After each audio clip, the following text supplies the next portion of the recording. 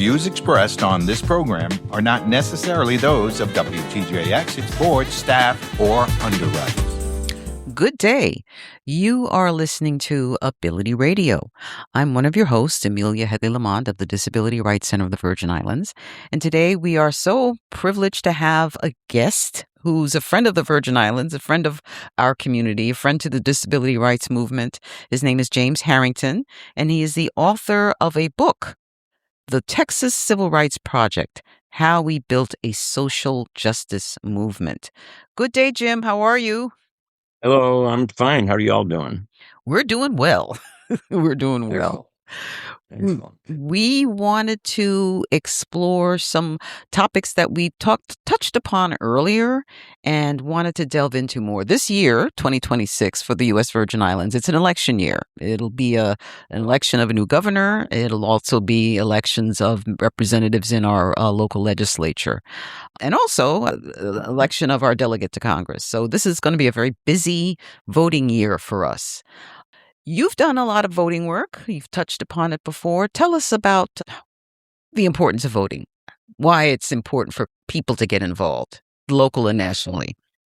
So I think that it's really important to understand that voting has local consequences, significant local consequences. And I think it's really important to get organized for voting. And I can maybe come back in a minute and talk a little bit about how to do this in House meetings. Mm-hmm. But I think it's really, particularly in your politics, as I understand it, where the governor has such enormous power in deciding who the judges are going to be. And the judges are really important, in day-to-day life, very, very important in day-to-day life. And you want judges that are going to be sensitive to the people and not sensitive to the power structure or to the economic structure. You want to have judges that are going to listen to people, not have preconceived ideas about what they think justice means. If the governor is appointing judges, then it's really important to get good judges, a good governor. Right. We see the same thing with the president. In the United States, I think that one of the most important things that the president does is appoint the judges, Right. federal judges. And we see that, the ramifications of that now, of the kind of judges that we're getting under the current administration. Mm-hmm. And it's important, I think. So when you're looking at this, is what is the power that particular person has? The same thing, like we're talking about, one of the times I was there talking to students, that the issue that came up a lot with students was police misconduct, police brutality. Right. A lot. That was obviously what was on the students' minds. Right. And that is ramification of who you vote for. Right? Right. If you elect somebody that has promised and you believe will be more sensitive to police issues in the community, that's what you want to be doing. You don't want to just roll the dice like, well, that's a nice sounding name, or Right. I know his cousin, Right. that kind of thing, right? What will that person actually do? Will that person actually help address police issues in the community? How will that person do it? What has he or she said ahead of time that the steps would be that they would take? I just think that's so important. We get so wrapped up, I think, in looking at the top and not looking at how this affects the community. Mm. And at the end of the day, as Eleanor Roosevelt wrote the Declaration, the United Nations Declaration of Human Rights, always talked about all human rights are local. And if you don't see them in those places where every man, woman, and child lives, if they're not free from discrimination, if they're not free from discrimination based on disability, then there are no human rights on a larger scale. I think it's really important to keep that in mind.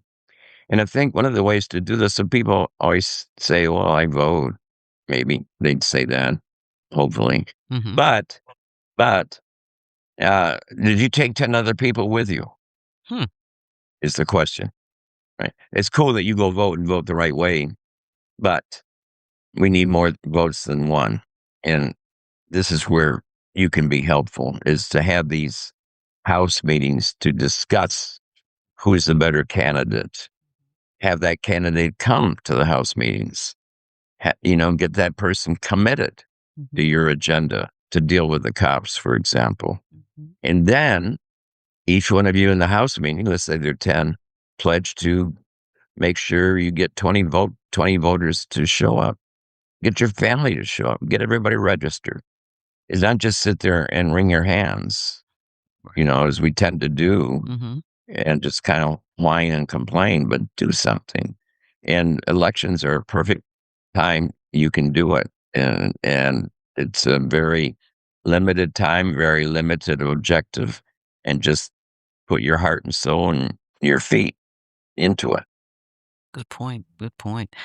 You're mentioning about police activity. I know there was something recently in the New York Times that talked about how the rates of homicide plummeted in Camden, New Jersey, and as I recall, just a little bit because I touched upon the article, a lot of it had to do with the police being more engaged in the community, even bringing ice cream to kids. Just building a better relationship, a better sense of trust. That was very interesting and illustrative. I think I shared it with folks at the office, disability rights, but it was a very remarkable turnaround. Yeah, and Amelia, think about it. It's a no-brainer. Yeah. And it is also supported by all of the studies. All of the studies. Get the cops out of the police car. Yeah. Get them away from their gadgets. Just go out and meet the people. Right. You build that trust. And part of that trust is then the people will tell you who the culprits are, Right. who's selling drugs to the kids. Right. That's, that kind of stuff. Or, who's the lady that needs help to getting to the hospital? How can you help that? Talk to the community about helping that happen. Right. It is that kind of community policing, as I said, is a no-brainer, and it works big time, Right. big time. But it depends on who's in charge, right? Is this their philosophy? Do they want to have this? How do you engage the cops to change their mentality to go into community policing? And in the Virgin Islands, it's a perfect place. Yep. You're not talking about, a town with 11 million people Right. or a million people, right? I Right. mean, you got the perfect opportunity, I think, to really come up with a very viable community policing where the police are interacting with the community, building trust with the community, serving the community, right? Absolutely. They Absolutely. get wrapped up in these gadgets. You see them sitting around all the time in their cars, just, all these equipment. Mhm. Thinking this is sort of the social media thing that I always criticize, Uh-huh. is that the technology can be a friend, but it can't be the person that chokes us. Right. We have to get out into the community. Have to get out into the community, and when the police do that, it works. It works dramatically.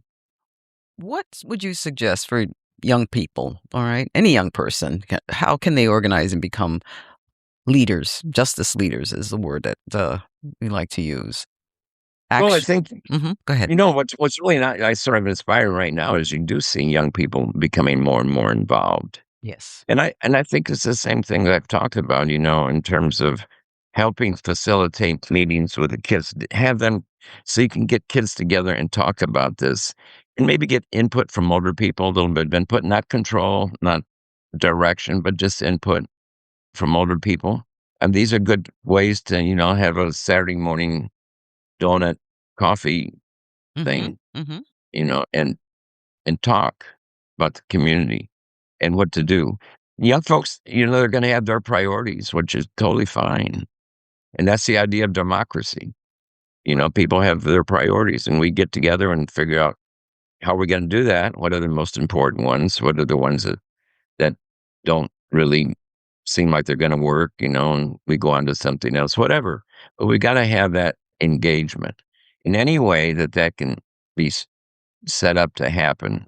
You know, it is great. It's great. We need to see it happening in the schools. This lesson, this ought to be civics, Yeah. not who was the first president, and who's the second president, but how do we who are now ruling ourselves, governing ourselves, how do we do the job, Right. Right. and how do we get organized to make sure it gets done? Well, I'm going to tout our own horn. Just this last Saturday, the Disability Rights Center had an event in Marley Homes, and it involved a reading project. And what was exciting was, first of all, the space was wonderful. It was welcoming. It was warm. It was staffed by a woman who's a retired nurse, and reading is her passion. And they had a fantastic library in this community center. And there was also a gentleman who came from an organization that provides behavioral help, behavioral services, and they accept, and I was pleasantly surprised, our local Medicaid, which is Medical Assistance Program. We call it MAP. They also, at this location, at this community center, does aerobics to soca music. So they have something called soca aerobics. But it's a wonderful attempt to bring the community together and, hear voices and, well, not hear voices. I'm not phrasing it correctly, but to listen to voices from the community as to, how we can be better, I guess, responsible citizens in a sense. And that involves coming up with ideas that will bring people out and then, have a conversation that, would lead to perhaps better representation in the voting realm or anything else for that matter. So I think you got to take that idea and work it with it at different levels, right? Mm-hmm. And maybe the first step is to bring people together. We just want to get your ideas, however it can happen. But I think we have to understand that we work with all different kinds, groupings Right. in society. So how do we reach the young people? How do we reach women? How do we reach the disability community? Right. So on and so forth. There is no one way to do this. And I think we have to understand that. Right. I think part of being a good organizer is to work with what we have in the community and be creative. So I applaud what you're saying, to take those ideas and extend them across the community. And you may have, you could have a team, sports team, and after the game is over, invite them, for hot dogs. Mm-hmm. And then sit around and talk about this. What are you all going to do? You play good sport, you play a good game. Now, how are you going to play the politics? Mm-hmm. All kinds of possibilities. Right. There's no limit to creativity here. But what works? Just find what works. Right. No, that's a great idea. I mean, going back to our ADA, Americans with Disabilities Act campaign, before every week we would recreate ourselves, our office, and people in the disability community. If we were going to sue the movie theater, we had a press conference in which we featured a bowl of popcorn and Jamil Muhammad would do a poem about being in a movie and not being able to sit with your loved one. Restaurants, we had a little menu, call it Cafe Justice, with a list of local, foods. And again, if you can't come to the table, can you call yourself a diner? I mean, those were one of the lines from his poem. So yeah, the creativity was for us, it was a partnership of people who were doing the litigation and also people who were, the clients, our voice. And it was a very, very powerful tool and a wonderful way of our ability to organize, within the territory. So I am grateful to your efforts in that regard, because it was a wonderful way to be creative and actually, dare I say, have fun doing, this kind of work. Yeah, I mean, justice fun is always fun. Justice work is always fun. So we have to enjoy it and see our hope in it. And I think, have that creativity you're talking about, Mm-hmm. because the visual stuff is really educational for people. It really is educational for people. Right. In many ways that we don't appreciate. And I mean, another thing too is that you all were good at, and the comedians are good at, is they irony of stuff. Mm. That there's humor in that, the irony, as you're talking about. I mean, how can you be a good diner if you don't get to the table? Right. That kind of stuff is really is good. And I was thinking while you were just talking, I go back to the sports event, that these young guys are doing this thing is just ask them how do you how would your team get people out to vote? What would be creative? How would you do it? Mm-hmm. You know, and maybe go around the neighborhood in their sports uniforms, Mm-hmm. whatever, Mm-hmm. or go out and play a game with the kids for 10 minutes and then register their parents. Hmm. I mean, all kinds of stuff, but it works. It works. Right. Right. It just requires us to give some time and some energy, Right. both of which we have plenty, despite what we think. Right. Right. You worked as a lawyer with organizations. How do you see the role of lawyers in helping to organize? I mean, it was tough Well, for us. my philosophy has always been that the lawyer is there to serve the organizing, whatever group you're with. Mhm. Your job as the lawyer is to support what they're doing. It's not to control it, Right. but it's to be help part of that forming it is important.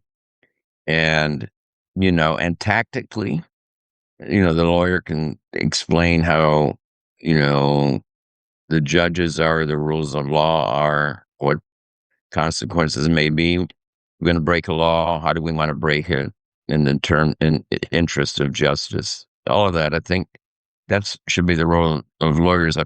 The unfortunate thing is that many lawyers think they're heroes and go into the community and do With their something and cape. then, yeah, with their cape and then fly out and Yeah. may have done a good job. And this is the thing too, right? If you make a change in the community, you want that change to stick. Yeah. If you have a lawyer going in, doing something, and then leaving, flying back out, in the Superman cape, there's no guarantee that that change is going to stay in effect. In Right. fact, it's likely, just given the way government and private sector work, is that it will go away in a year or two. But if you're doing this with the community is not going to let it go. They fought for this, and they're going to make sure it stays Mm-hmm. Mm-hmm. or gets improved. Maybe the way that the victory was framed. Maybe there's a better way to kind of change it so it functions more adequately. All that kind of stuff. But that's why I think you have to make sure it's the community doing the work. Right. So so in El Paso, I've talked, of course, about changing voting machines and theater, stadium style theater, Mm-hmm. all the other cases. But I'll tell you one thing that happens too Mm-hmm. when the lawyer is strengthening the community group, the organization, Mm-hmm. is that creates a political power for that group. Mm. And I'd use this specifically with an example in El Paso, where there came time to allocate a disability apartments, and you want to say housing in a housing complex, Mm-hmm. public housing complex. Mm-hmm. And, there's a minimum required by federal law. I don't remember what it was at the time. It might have been 12%, perhaps. I don't remember exactly. Mm-hmm. But the disability community went to the meeting Mm-hmm. and said, no, that's not enough. We want more. Mm-hmm. And I think they, if I recall correctly, got it to 18 to 20% Oh. because they have been doing that litigation. They've been winning that litigation. And the people that sitting there listening to them know that, that they're looking at a group that is Mm. formidable Right. and is concerned about what they're doing. And that carries over. And I think that's another reason that lawyers ought to keep it in mind Mm-hmm. that they're there to serve the community. Right. Right. But last year you talked about, I think it was your first year in high school in which you were in the seminary. And so I'm very curious about what brought you to that place, your To the relationship seminary? to the seminary, to being of service, to as some would say, a higher calling. What brought you to that, and what shaped you to become, say, a priest that you are now? Yeah, so it's kind of full circle. I Mhm. started out, high school, and with the idea of becoming a priest, Uh-huh. and then after 8 years, I realized it's not going to work. Mhm. There are too many restrictions in the structure of the church. Yeah. Yeah. But I think my my grandma had a great impact on me in kind of molding me into respecting people, Mhm. into you know Mhm. it was never a direct conversation, but I just watched how she lived, Mm. and I think that's what I picked up. Mhm. And this idea of service certainly comes from her, Mhm. and so sometimes the church serves that, and sometimes it doesn't. Right. And unfortunately, that's just history. Right. How many people have we killed in the name of God? Right. But now I'm in a position I've gone through, and the position I'm in gives me a lot of latitude Mhm. to do a lot of preaching in a lot of different places. Mhm. And and it's really easy, to take human rights and fit it in to the church context. Mhm. Even though the hierarchy might not like it, Mhm. the professed mission of religious organizations is justice. Right. So I'm in a good place. I love Yeah. it. They may not love it, but I love it. So I'm outside of the the courts in Mhm. a sense, but I'm also now inside the court of human thinking, I guess you'd say, human experience. So it gives me an opportunity to continue the work in sort of a different. Right. Right. You mentioned a while back your work with the immigrant communities. Any suggestions as to what, I don't know, organizations say if we're not in Texas, where can one find, support?